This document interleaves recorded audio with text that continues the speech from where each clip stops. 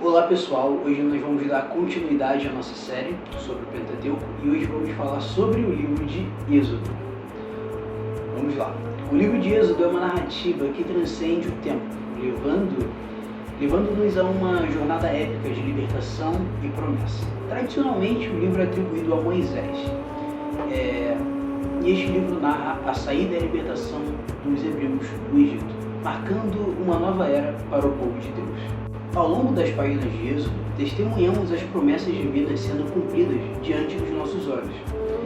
Deus molda seu povo, orientando-os com suas leis e ensinamentos, preparando-os para uma jornada rumo à liberdade. O tema central, refletido até mesmo no nome do livro, é a libertação do cativeiro egípcio, seguida pela peregrinação no deserto por 40 anos. Êxodo significa saída, e o livro concentra-se na libertação dos hebreus da escravidão egípcia e em sua jornada em direção à Terra Prometida. É uma história de transformação onde vemos Moisés, um líder relutante, sendo chamado por Deus para libertar seu povo. E não podemos esquecer a instituição da Páscoa e a aliança estabelecida no Monte Sinai, momentos que moldaram a identidade do povo de Israel. A primeira parte do livro de Êxodo, em sequência narrativa, apresenta a observação de que um novo faraó que não conhecia José começa a limitar de forma severa a liberdade e a prosperidade dos hebreus, tornando-os escravos. Essa observação de que um novo rei que não conhecia José provavelmente se trata da expulsão dos íxios do território egípcio. Aí eu te pergunto, quem eram os íxios? Para falar sobre os íxios, nós temos que voltar um pouquinho e falar sobre genealogia. Bom, Sem, ele teve 5 filhos: Elã, Assur, Arfaxade, Lude e Aram, em Gênesis 10. Esses 5 deram origem aos povos de origem semita.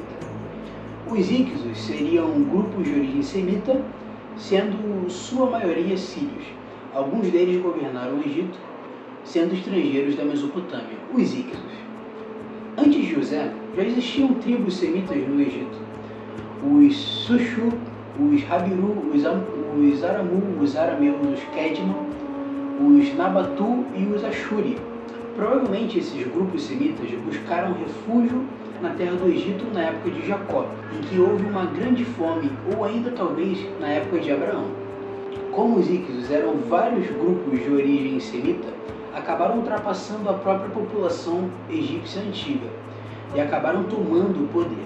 Possivelmente, a ascensão de José ao poder vincula-se melhor às condições favoráveis para a família de Jacó, criadas pelo domínio dos íxios, cerca de 1700 a 1550 a.C.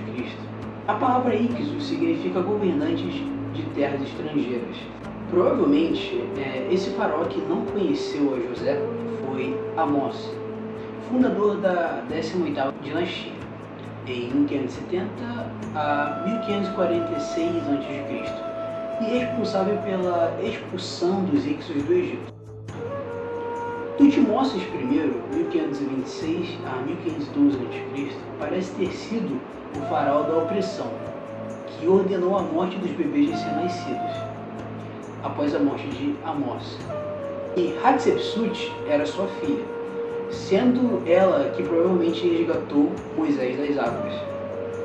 Depois da morte do seu marido e meio-irmão Tutmoses II, ela tornou-se faraó do Egito, por volta de 1481 a.C., enquanto Tutmoses III, 1504 a 1450 a.C., teria sido o faraó do Êxodo, que lutou contra Deus e perdeu. É interessante notar que o nome Moisés era egípcio e tinha uma ligação com o nome Tutmoses, que significa nascido do deus Tot, enquanto Moisés significa nascido das águas. Quem era Moisés? Quem foi Moisés? Conhecido como libertador do Egito, foi um dos personagens mais importantes da história dos hebreus. Além do faraó passar a escravizar os hebreus, também ordenar a morte de todos os meninos recém-nascidos, possivelmente temendo que os hebreus crescem ainda mais e se unissem às demais tribos semitas contra o Egito. Moisés nasce logo após essa ordem. Sua mãe o esconde por 3 meses, não podendo mais escondê-lo, o coloca em um cesto de junco e o coloca à beira do rio Nilo. Porém, a filha do faraó, Hatshepsut, o encontrou e teve compaixão, mesmo sabendo que ele era um hebreu. A filha do faraó lhe dá o nome de Moisés, que significa nascido das águas. Deus usa a própria filha do faraó, que ordenou a morte de todos os meninos hebreus recém-nascidos, com o objetivo de exterminar aquele povo. Assim, o menino resgatado já estava escolhido, separado para trazer a libertação aos hebreus e servir de mediador entre Deus e os demais. Apesar de Moisés ter sangue hebreu, foi criado entre a nobreza egípcia, aprendendo todas as suas artes e ciências. Flávio Joséfo chega a dizer que Moisés foi o general do exército egípcio. Talvez isso tenha ocorrido quando Hatshepsut sobe ao poder. Após Moisés defender um hebreu que estava sendo judiado por um egípcio, acaba matando o mesmo sem querer e foge com medo das consequências. Os primeiros 40 anos de sua vida, Moisés passou no lar de seus pais e no palácio de Faraó, nascido em Gósen, mais ou menos em 1525 a.C. Foi o segundo filho de Amrão e Joquebede, da tribo de Levi. No lar paterno, Moisés recebeu formação religiosa e na corte de Faraó adquiriu conhecimento intelectual e político, além de treinamento militar. Os segundos 40 anos passou exilado em Midian, fugindo de Faraó, meditando e trabalhando como pastor. Casou-se com Zípora, filha de Jetro, o sacerdote, e nasceram-lhe 2 filhos, Gerson e Eliezer.